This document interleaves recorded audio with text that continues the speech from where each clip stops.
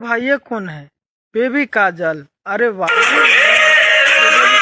सूर्या भाई का जो ये जो आइटम है बेबी काजल, यही है ना जो बोली थी कि खेसारी लाल यादव के गाने हम नहीं गाएंगे? कोई मीडिया वाला ने पूछा था। भविष्य में क्या बेबी काजल जी को खेसारी लाल यादव जी के साथ भी देखा जा सकता है? नहीं।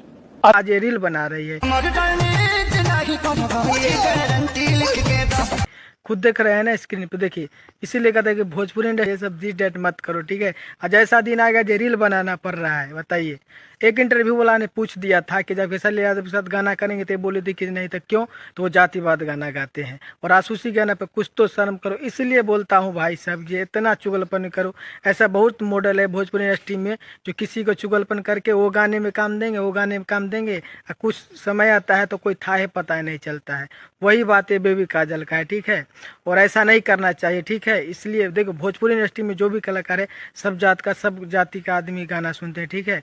और ये सब फालतू में फाजुल में बोल के और किसी स्टार से गाना हमें ले ले, उसका शिकायत करेंगे तो ये स्टार हमको ले लेगा गाने में, और उसका करेंगे तो वो ले लेगा।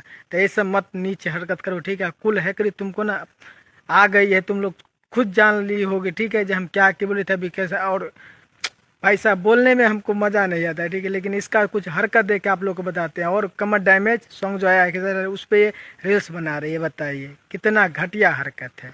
ऐसा को तो ऐसा बोलने से पहले एक बार इसीलिए बोलते हैं, ये सोच लिया करो, ठीक है। ठोक लीजिए, 5,000 लौटे दिख जाना चाहिए। ये 4,000 के लिए मैं यहाँ पे